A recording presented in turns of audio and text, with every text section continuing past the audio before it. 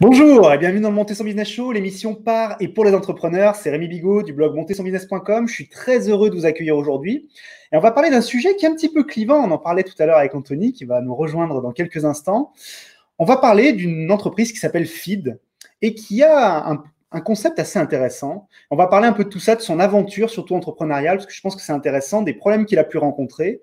Salut Anthony, Hello, ça va? ça va et toi? Très bien, merci. Alors, est-ce que tu peux te présenter aux auditeurs du Monter son Business Show qui ne te connaîtraient pas encore? Yes, je suis Anthony Bourbon, le founder et CEO de Feed, une startup qu'on a lancée du coup en janvier 2017 et qui propose de la nutrition équilibrée dans des formats pratiques. Donc des bars, des bouteilles, des shakers. On a commencé en faisant des repas complets, du meal replacement. Et du coup, tu avais tout ce dont tu avais besoin dans une barre ou une bouteille.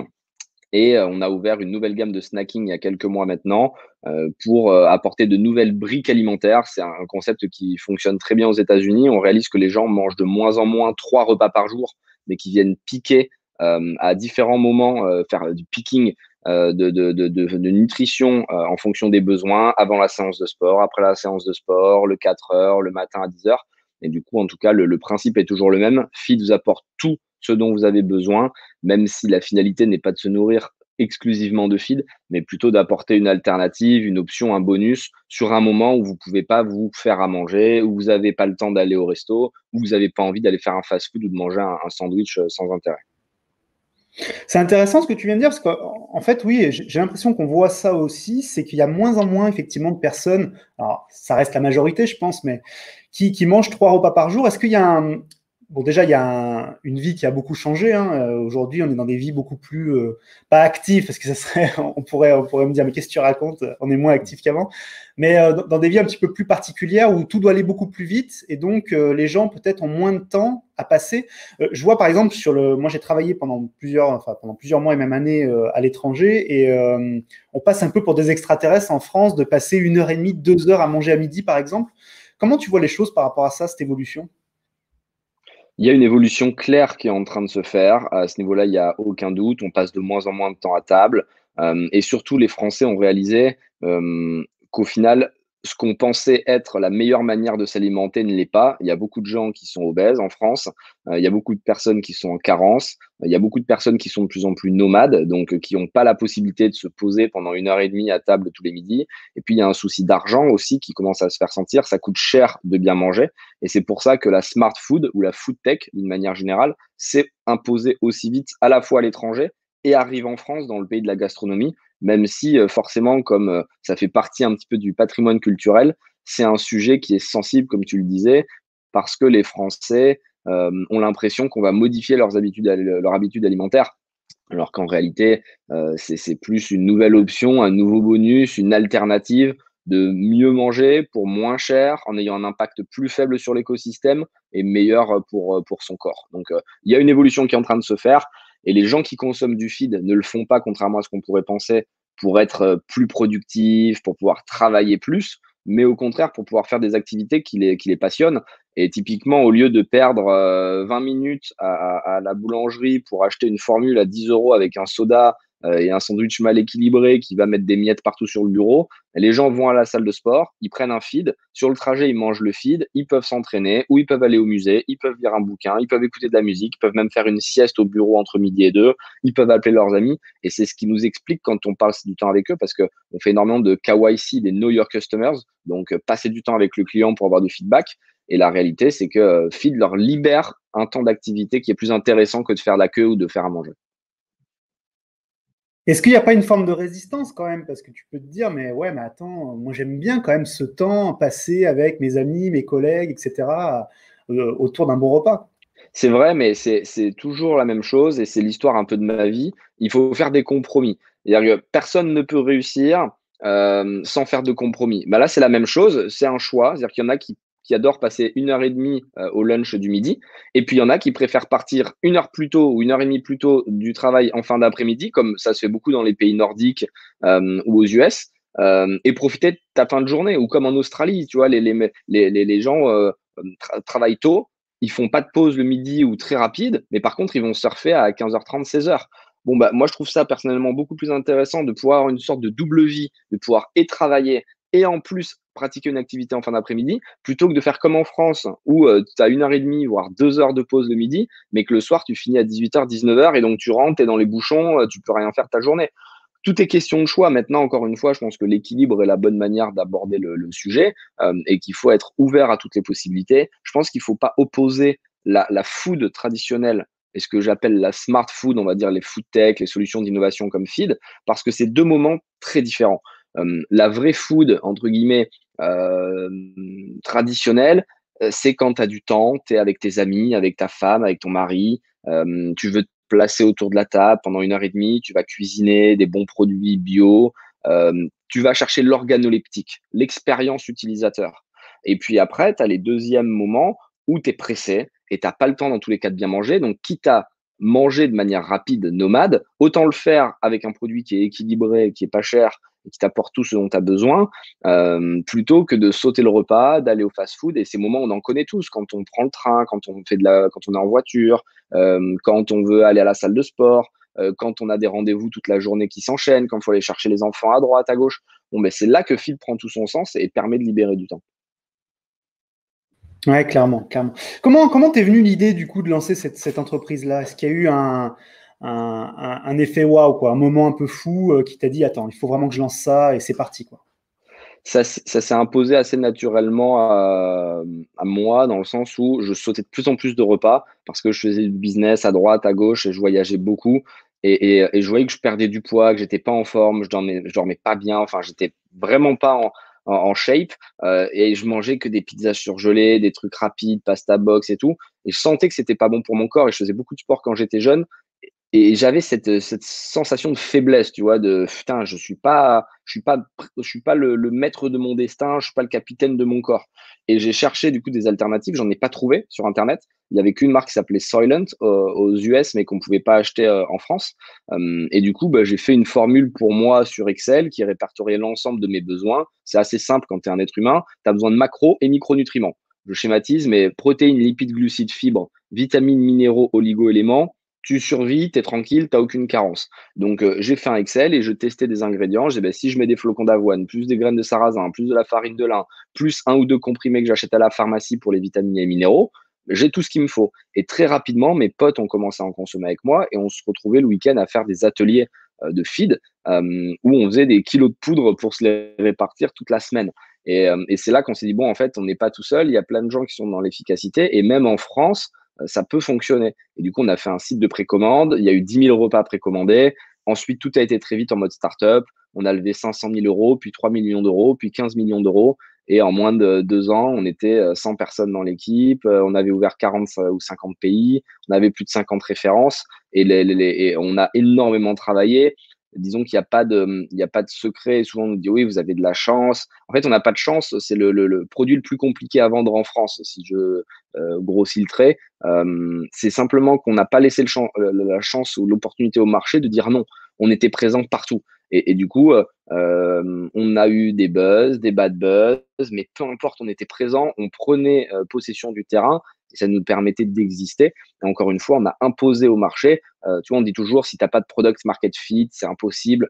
Bah, nous, on a été le contre-exemple du product market fit. C'est-à-dire que on s'est pas pris la tête à dire est-ce que ça respecte les traditions, est-ce que ça respecte les usages, etc.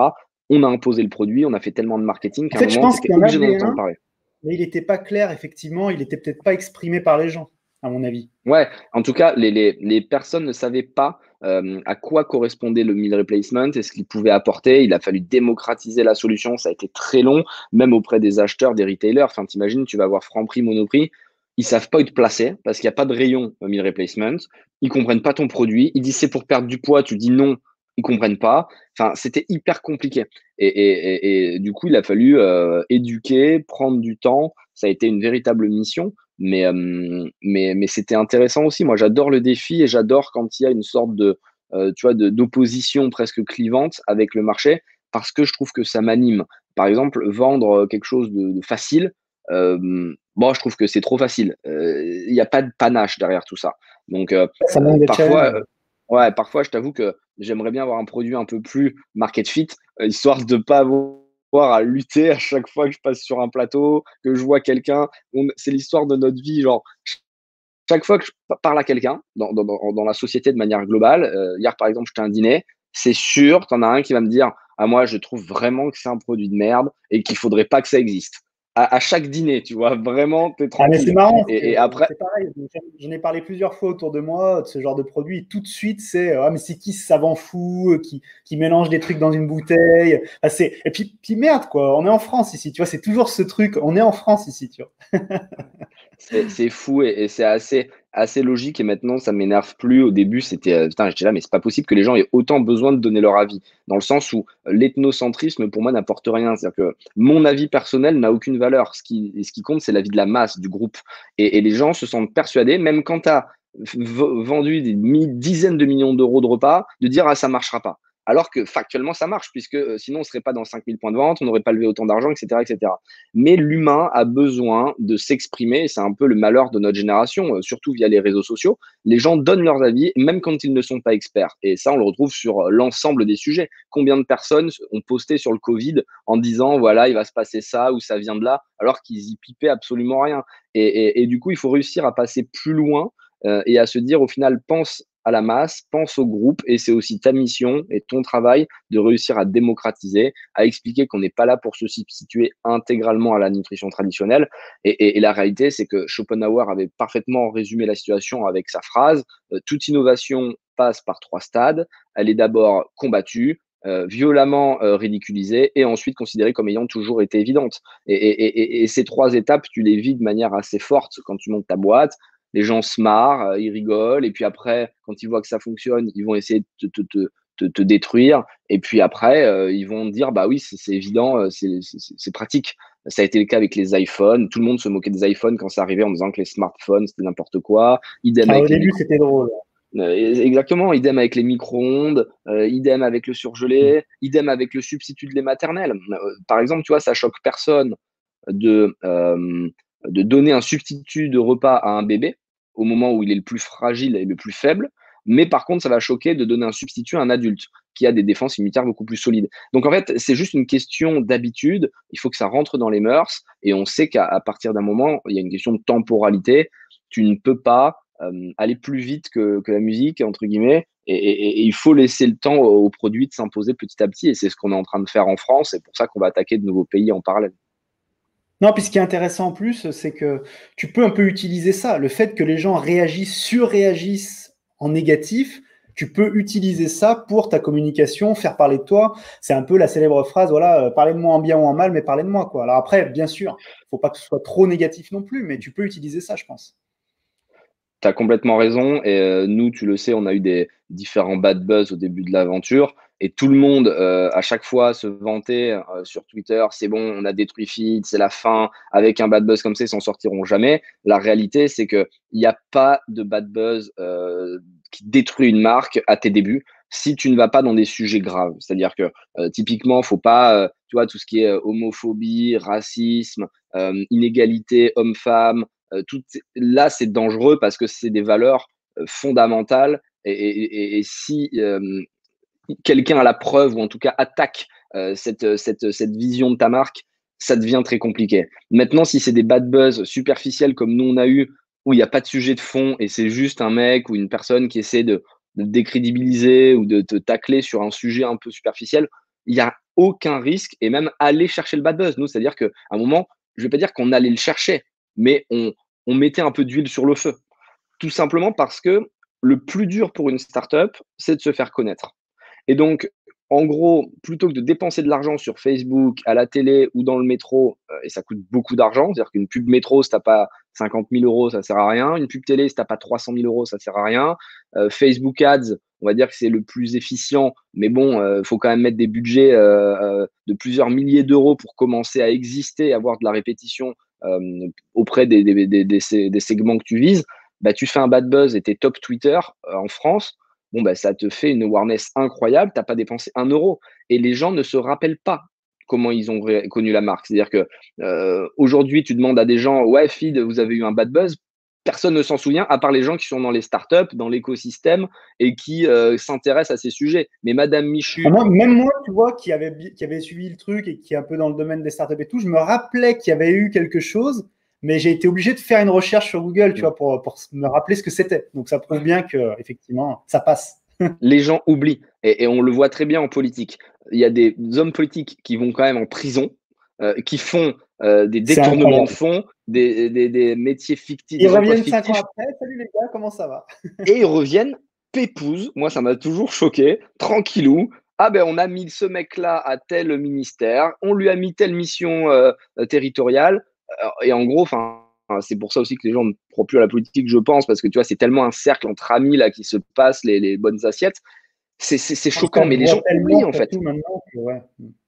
Et avec Internet, heureusement, maintenant, les dossiers restent, tu vois. Mais les gens ont tendance à oublier, et c'est la même chose pour vous. Donc, n'ayez pas peur d'être clivant. Ne le faites pas pour du buzz. C'est-à-dire qu'il ne faut pas chercher du buzz pour le buzz. Mais si vous êtes authentique, vrai, et que ça déclenche une émotion, qu'elle soit positive ou négative, allez-y pleine puissance, en fait. Nous, on ne s'est jamais travesti. C'est-à-dire que tous ceux qui me connaissent peuvent en témoigner. Il y a des mecs qui avaient essayé de faire des enquêtes, qui avaient demandé est-ce qu'il est comme ça dans la vie, des journalistes qui avaient essayé de bâcher feed.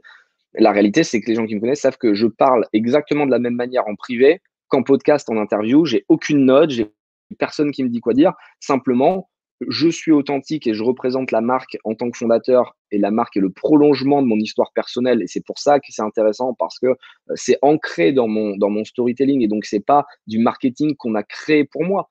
En fait, c'est la boîte qui a été créée pour conclure mon histoire perso quasiment. C'est-à-dire que la boîte est la conclusion de tout ce qui m'est arrivé dans la vie. Vie compliquée, parents pas faciles, je me retrouve à la rue quand j'ai 15-16 ans, je dois travailler dur, j'ai pas forcément les moyens de bien manger, et puis comme je travaille, j'ai pas le temps de, même quand j'ai de l'argent, j'ai pas le temps de bien bouffer. Et tout ça fait que Feed se crée, et que les valeurs de détermination, de résilience, d'ambition euh, euh, viennent naturellement s'intégrer dans la boîte et sont partagées par les collaborateurs que je vais recruter, puisque je vais chercher des gens qui me ressemblent. Donc des gens qui ont les yeux qui brillent, qui ont de la passion, qui ont de l'envie, et pas forcément des gens qui ont des diplômes ou qui viennent de grandes écoles, parce que c'est pas ce qui m'intéresse. D'ailleurs, Feed est ta première entreprise ou pas? Non, j'ai lancé pas mal de boîtes, mais qui sont moins connues parce que pas B2C. Il y a aussi eu beaucoup d'échecs, et c'est ça qui est intéressant.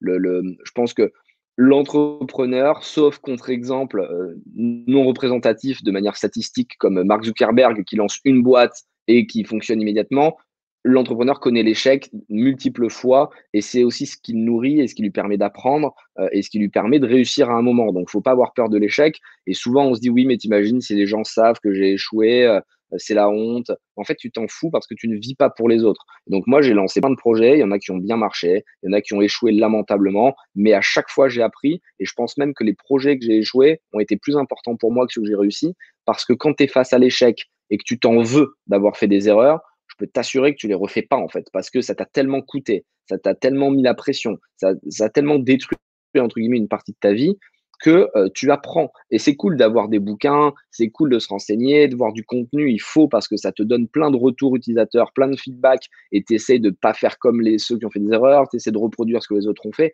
Mais la clé, c'est de s'écouter soi-même et d'y aller, d'oser, de se lancer. Je pense qu'il ne faut pas trop réfléchir quand on a une idée, il faut juste se lancer. Et ça paraît facile à dire une fois qu'on a réussi, mais la réalité, c'est que tu te lances, tu n'as rien à perdre. Tu te lances pas n'importe comment, c'est-à-dire qu'il faut quand même prévoir un plan de secours, il faut avoir un peu d'argent, parce que l'entrepreneuriat, tu vas pas gagner immédiatement.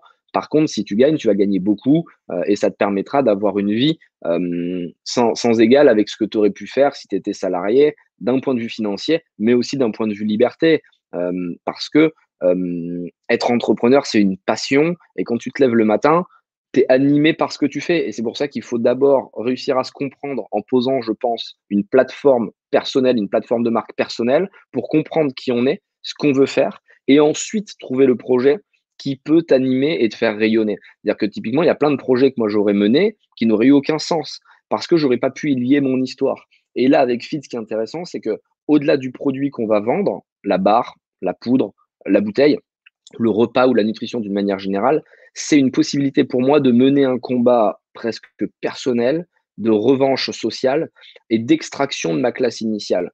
Et feed doit être un moyen de détermination et d'ambition pour les jeunes qui le consomment, non pas parce qu'il y a des nutriments à l'intérieur, mais parce que ça leur met un boost de motivation au quotidien en leur disant si cette équipe de feed a pu arriver en venant de nulle part, qu'ils n'avaient pas d'argent, qu'ils venaient d'une famille pauvre et qu'ils ont réussi à s'extraire, je peux le faire aussi. Et donc, la barre feed, c'est un peu la première étape vers l'achèvement de tes succès, quoi, tu vois.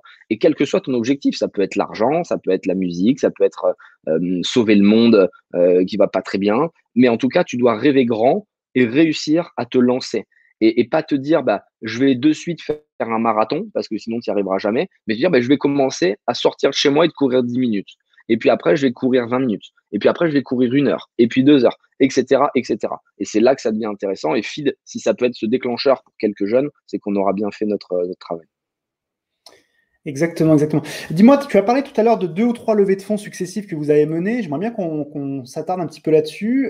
À quel moment déjà tu as ressenti le besoin de commencer à aller chercher des fonds? Est-ce que c'était dès le départ? Est-ce que tu as dû, au début, est-ce que tu t'es autofinancé? Comment on en est arrivé là? Les levées de fonds, c'est un sujet super intéressant parce qu'encore une fois, il n'y a pas de règle. Il faut bien comprendre que chaque projet est très différent et il n'y a pas une bonne manière de faire. Il y a des entrepreneurs qui ne devraient pas lever de fonds parce qu'ils ont besoin d'avoir une liberté totale, ils veulent prendre leur temps et en faisant un startup founder startup, ça permet d'avoir 100% du capital. Et du coup, même si tu vends ta boîte pas très cher, admettons 10 millions d'euros, bah, tu récupères 10 millions pour toi et ça peut être une super opportunité. Et puis, il y en a d'autres comme moi qui ont besoin que ça aille très vite, que ce soit très gros et qui ont besoin pour pouvoir pénétrer un marché d'investissement un peu massif pour en faire parler. Typiquement, Feed, c'est une startup qui n'existait pas en France, ou en tout cas, ceux qui avaient essayé de faire pareil, ils s'étaient lamentablement échoués. Et du coup, il fallait créer le marché. Et pour créer un marché, tu as besoin d'argent parce que tu dois faire du marketing, tu dois avoir une équipe offline qui va aller sur le terrain expliquer dans les points de vente, Franprix, Monoprix, à quoi ça sert, etc., etc. Donc moi, dès le début, j'ai décidé de faire quelque chose de gros. C'était ma manière de faire dans l'immobilier. J'achetais jamais un appartement. J'ai acheté un terrain, je faisais construire un immeuble, ou alors j'ai acheté un immeuble que je découpais, mais je voulais faire quelque chose de puissant. Et là, c'était le même principe. J'ai fait en sorte de pouvoir scaler, comme disaient les startups, donc grossir rapidement, en mettant en place des fondations qui étaient stables et pérennes.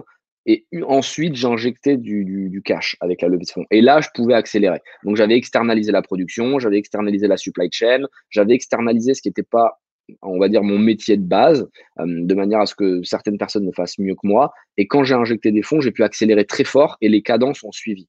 Donc, on a très vite compris qu'il fallait lever de l'argent dès le début du projet. J'avais pas vendu un repas d'ailleurs et j'ai levé 500 000 euros avec Sensei Ventures, qui sont des BA.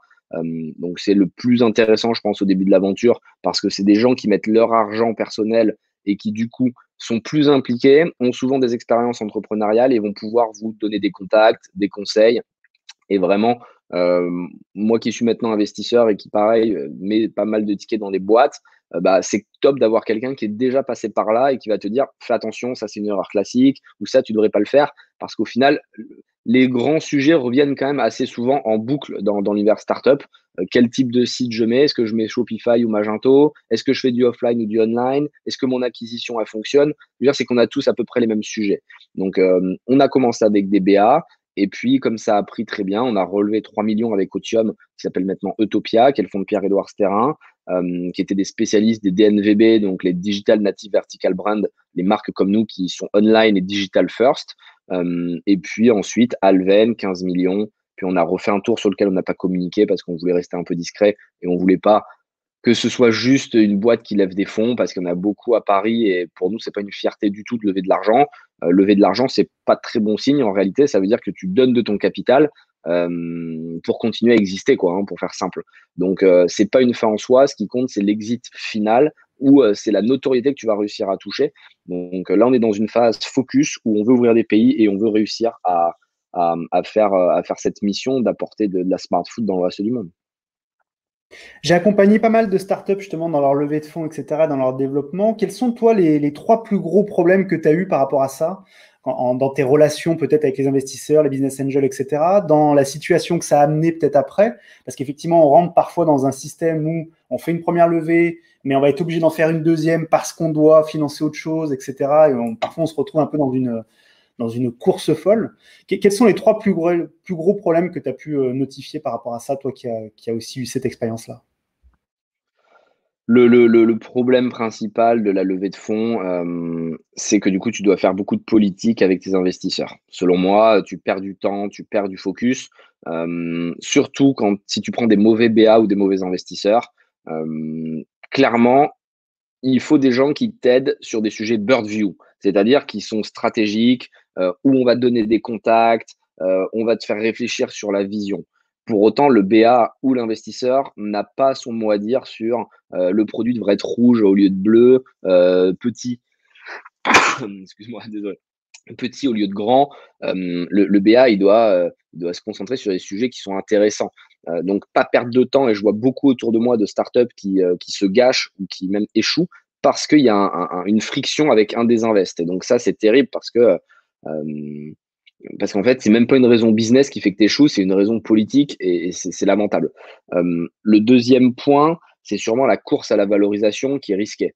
Parce que quand tu lèves de l'argent, tu as une valorisation qui est non pas basée sur ton passé, mais sur ton avenir. Donc, tu vends l'avenir. Et le souci, c'est que de manière assez naturelle, l'avenir, tu ne le maîtrises pas. Donc, si tu fais rentrer un investisseur sur une valo qui est un peu déconnante ou qui est trop haute ou que tu ne délivres pas ou qu'il y a une crise qui tombe entre-temps, comme ça a été le cas avec le Covid, tu te retrouves dans une situation où ta boîte vaut moins que la valo où l'investisseur précédent est rentré. Et donc là, du coup, tu es complètement bloqué parce que tu peux plus relever à une valo au-dessus parce que l'investisseur refuserait. Il refusera que tu lèves de l'argent à une valo plus basse que lui.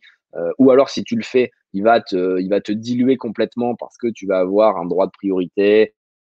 Il y a des BSA automatiques ou des BSPCE qui vont s'attribuer automatiquement à l'investisseur pour qu'il retrouve sa valo d'entrée, etc. Enfin, il y a plein de mécanismes juridiques qui vont s'activer. Et du coup, bon, bah, ton aventure se termine. Et c'est souvent le cas avec des startups. Il y en a plein qui se vantent d'avoir vendu leur boîte ou d'avoir fait une opération incroyable. Mais la réalité, c'est que souvent, les fondeurs partent avec zéro parce que les waterfalls,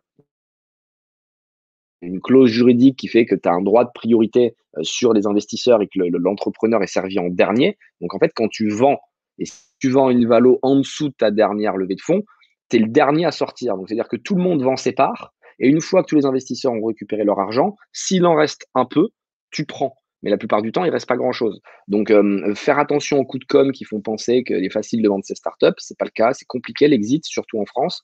Et c'est la véritable mission. Et puis, un troisième point, non, franchement, je vois que ces 2 points. Je vois que ces 2 points. On peut Ouais, je vois rester que à ces deux, deux c'est pas points. grave, c'est pas grave. Ouais, ces 2 points. Donc toi aujourd'hui, tu parlais j'ai l'impression que tu parles d'internationalisation maintenant. Tu vas vouloir te déployer un peu dans différents pays. Est-ce que vous êtes déjà ouvert à d'autres pays ou est-ce que c'est en cours? Où en êtes-vous là-dessus? On vend dans une quarantaine, cinquantaine de pays via le site internet et on est dans une quinzaine de pays offline, donc chez des retailers, chez des distributeurs.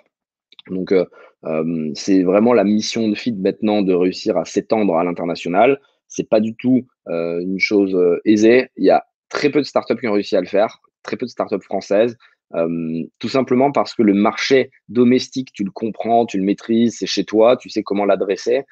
Quand c'est un marché que tu connais pas, c'est complètement différent. Tu n'as pas les habitudes, les coutumes en tête. Les gens, ils ont été élevés d'une manière différente. Et c'est marrant, mais tu prends 2 pays comme la France et l'Italie, et j'en parlais avec un country launcher italien hier, on mange pas du tout les mêmes gâteaux, par exemple.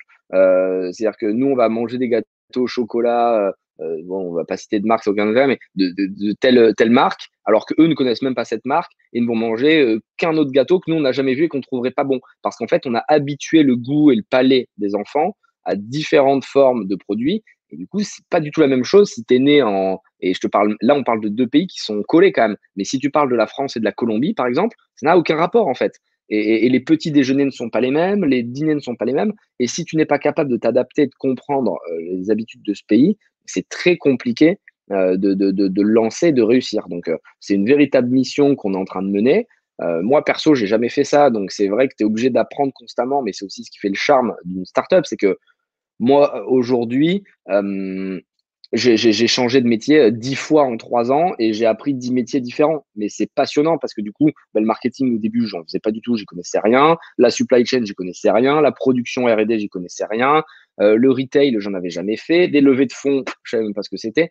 Et tu es obligé, en tant qu'entrepreneur, d'apprendre très vite. Et donc, c'est là que tu te différencies. Ouais, tu apprends beaucoup de choses en très peu de temps finalement. C'est un truc de fou. Je dis souvent, moi, qu'une année d'entrepreneuriat, pour moi, c'est l'équivalent de 5-7 ans en salariat. J'exagère peut-être un peu, mais je trouve que c'est vraiment le cas. Non, vraiment, je pense que c'est le cas. En 2-3 ans d'aventure feed, j'ai touché à des sujets divers et variés qui sont super intéressants. Et à mon avis, c'est nécessaire, voire indispensable, de pouvoir avant tout être capable de faire ce que tu vas déléguer. Parce qu'une fois que tu as fait l'émission et que tu sais le temps que ça prend, la difficulté que ça représente, tu es beaucoup plus à même de dire à quelqu'un, mais fais-le. Moi, j'estime que ça va te prendre une semaine et d'être crédible. Parce que tu vois, si tu donnes une tâche qui a besoin, qui nécessite un mois et que tu dis de le faire en 2 heures, bon, tu passes un peu pour un blaireau. Et à l'inverse, si tu dis, bah, fais-le en un mois alors qu'il pourrait le faire en 2 heures, de la même manière, le mec se dit qu'on n'en est rien à son sujet. Bon, bah, je vais le gratter, quoi. Donc, il faut toujours être capable de comprendre ce que tu délègues de manière à être crédible, légitime, et puis même par intérêt personnel, parce que je trouve ça passionnant d'apprendre des choses. Et du coup, bah, quand tu lanceras un prochain business, parce que Feed, c'est une marche de mon escalier que je suis en train de construire, bon, bah, je saurai que j'ai appris plein de choses et que je ne referai pas les mêmes erreurs qu'au début de l'aventure Feed. Ouais, d'ailleurs, j'ai regardé un peu ce que tu avais fait déjà comme interview, etc. Et tu parles du milliard. Tu as utilisé ce terme, le milliard. Est-ce que tu peux nous en parler un petit peu? Ça m'intéresse. Yes, moi j'assume complètement en fait être un capitaliste sain, c'est-à-dire que par exemple, on a une fondation Feedback dans laquelle on investit beaucoup d'argent, 1% du chiffre d'affaires chaque année. Moi-même, je mets de l'argent dans le fonds de dotation pour aider des jeunes et les accompagner dans leur réussite et ça m'empêche pas de vouloir aussi gagner de l'argent à titre personnel. C'est-à-dire c'est qu'il faut pas cracher sur la réussite financière, il faut pas avoir de honte avec ça.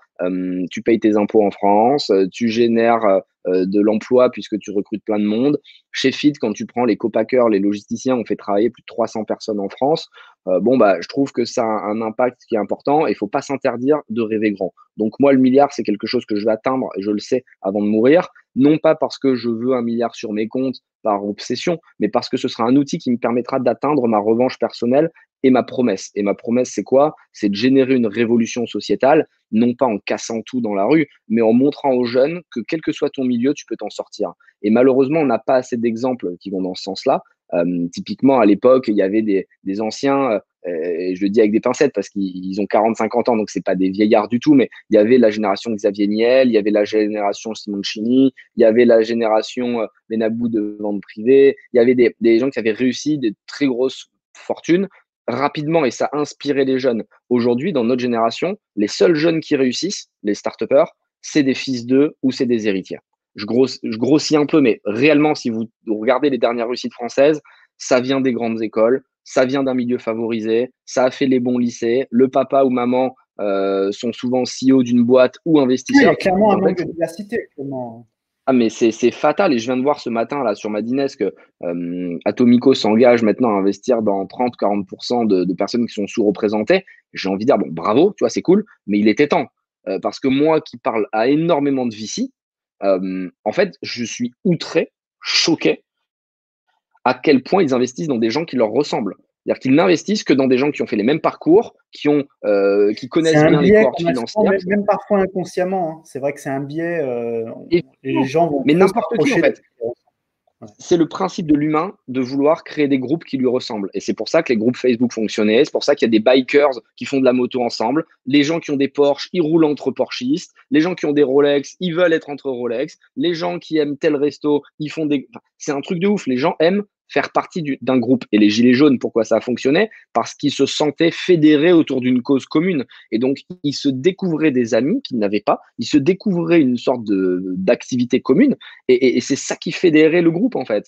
Et c'est parfois étonnant, mais c'est comme ça que l'humain fonctionne. Oui, clairement, et c'est vrai que ça pose des problèmes, et je pense qu'il y a vraiment quelque chose à faire là-dessus. Mais d'ailleurs, c'est pas un problème franco-français, hein. Tu regardes un peu les écosystèmes start-up dans le monde entier, c'est un peu la problématique qu'on a. En fait, j'ai l'impression que c'est même un problème sociétal bien plus grand que le monde des startups. Quand tu regardes bien, tu as vraiment des groupes de personnes qui aiment bien se retrouver ensemble. Et en fait, on se rend compte, en plus, d'après les statistiques, quand on fait des études scientifiques ou statistiques dessus, que plus il y a de diversité, plus les entreprises réussissent, plus les collectifs arrivent à faire des choses incroyables. Et en fait, c'est assez logique finalement parce que quelqu'un qui est né, moi je suis né à Pierre-Bénite dans une cité à côté de Lyon où j'ai vécu peut-être comme toi des années très difficiles au début. Et j'ai voulu m'extirper de ça parce que je savais que si je restais là-bas, c'était fini, entre guillemets, pour moi. J'allais probablement faire des choses que j'aurais jamais voulu faire. D'ailleurs, mes frères, c'est pareil, ils se sont enfuis. Voilà. Et je pense qu'il y a une vraie problématique là-dessus. Comment on fait pour enfin mélanger les gens, mélanger les styles, mélanger les origines, tout en fait. C'est ça qui est important. Et on voit d'ailleurs statistiquement que les entreprises qui sont plus diversifiées fonctionnent mieux en général. C'est évident et je suis complètement aligné avec ce que tu dis. Les chiffres font peur, c'est même pas moi qui les donne, c'est le gouvernement avec le French Tech Tremplin. Il y a 1% seulement des entrepreneurs en France qui se sont faits seuls. Donc, ils se sont faits seuls, c'est-à-dire qu'ils n'ont pas eu des études payées par les parents qui coûtaient une blinde, qui n'ont pas eu du love money à coût de millions d'euros, qui n'étaient pas connectés à l'écosystème, qui ne faisaient pas partie de clubs, etc., etc.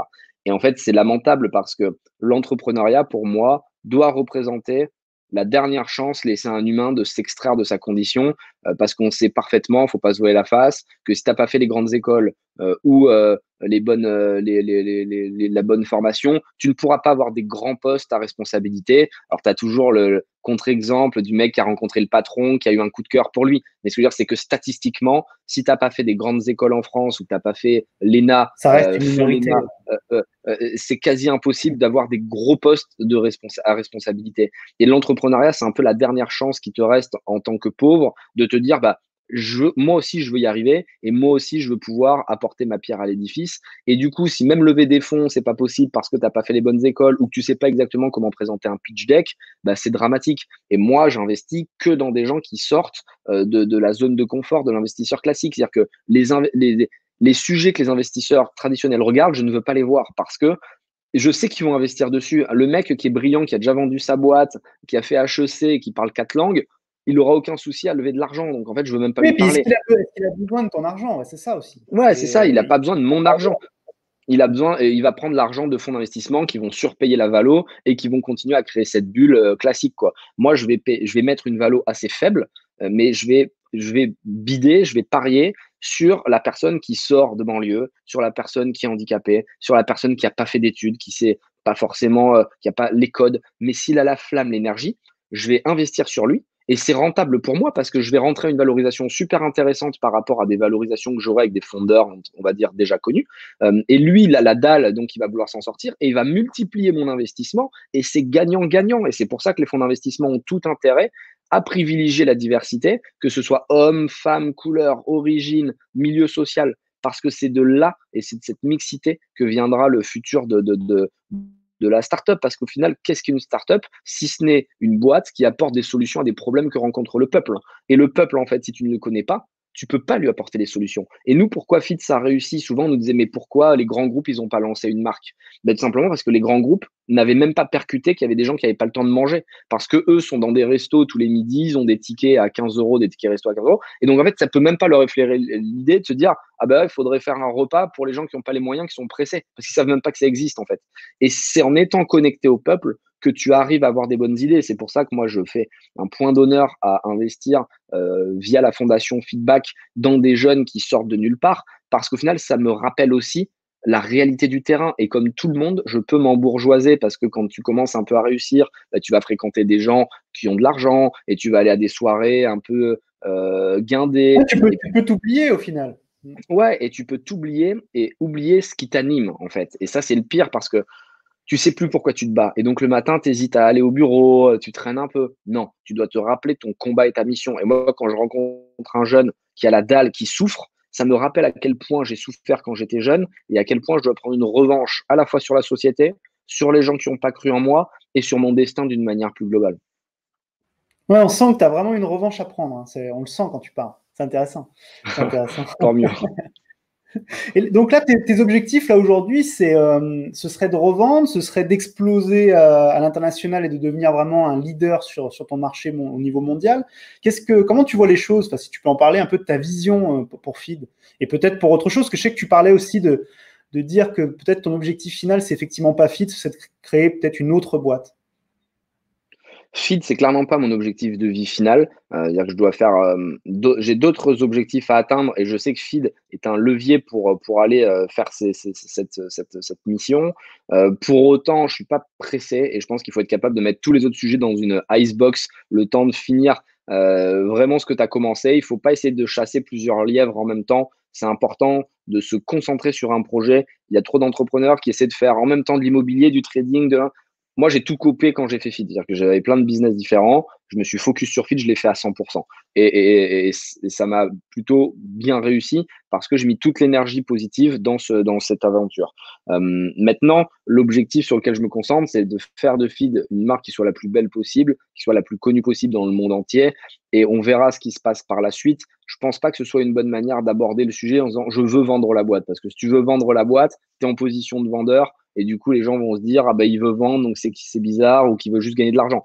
Moi, je me concentre sur comment j'améliore mon chiffre d'affaires, comment j'améliore ma bottom line, comment je fais en sorte que les équipes soient ultra incentivées et soient motivées pour travailler dur, comment je fais en sorte d'ouvrir des pays et de raconter une histoire qui est intéressante pour les consommateurs, comment je fais encore améliorer mon portfolio de produits pour toujours avoir des produits qui soient plus percutants, avec un meilleur goût, plus équilibré.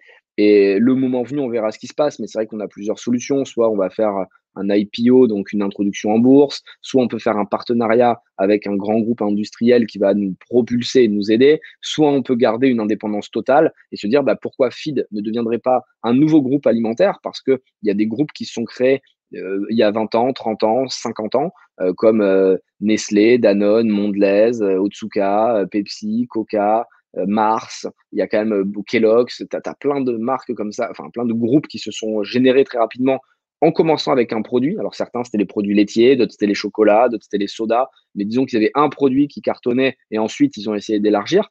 Pourquoi Feed ne deviendrait pas un nouveau groupe alimentaire de smart food avec des produits qui soient plus adaptés à nos nouveaux usages et surtout qui tiennent compte des trends à la fois de la planète et aussi de l'humain de manière générale.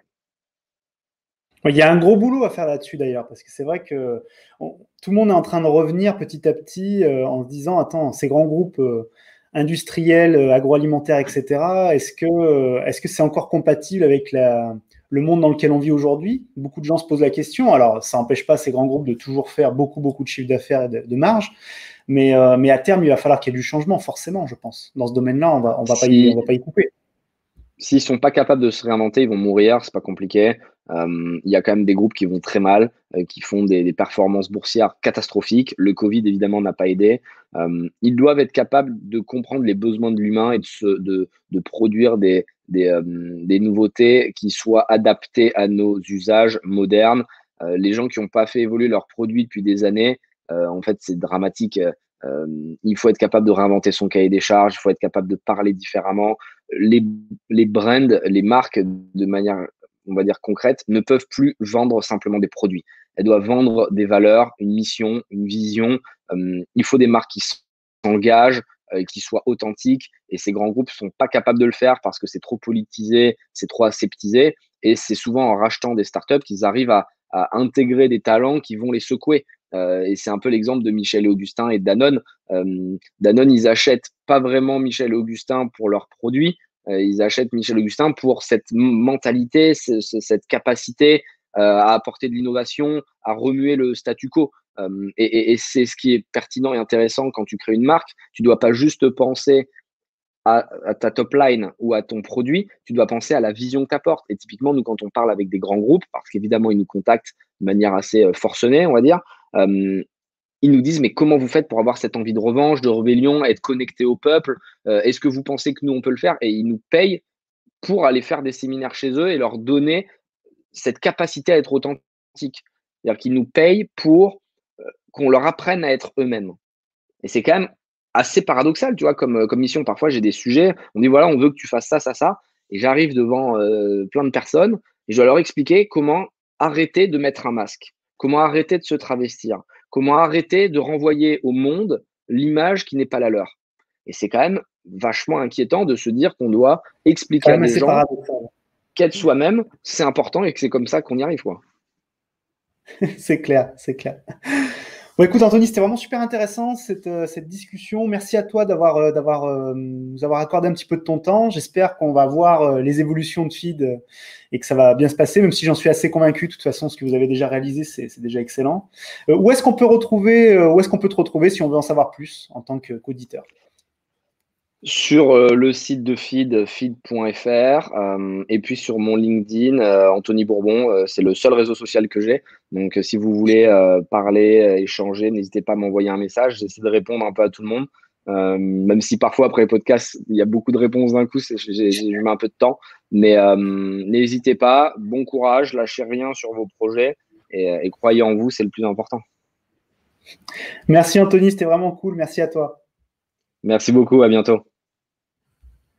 Voilà, c'était Anthony Bourbon de Feed. Merci à vous d'être toujours plus nombreux à suivre le Monter son Business Show. N'oubliez pas que vous pouvez aller voir sur montersonbusiness.com. Actuellement, j'accompagne pas mal d'entrepreneurs. Donc, si vous êtes intéressé, n'hésitez pas à prendre un appel avec moi, qu'on en discute, qu'on parle de votre projet, qu'on voit ce qu'on peut faire ensemble. Merci à vous, à très vite et surtout, n'oubliez pas une chose extrêmement importante. Il n'y a jamais eu de meilleur moment que maintenant pour entreprendre. Merci et à la semaine prochaine.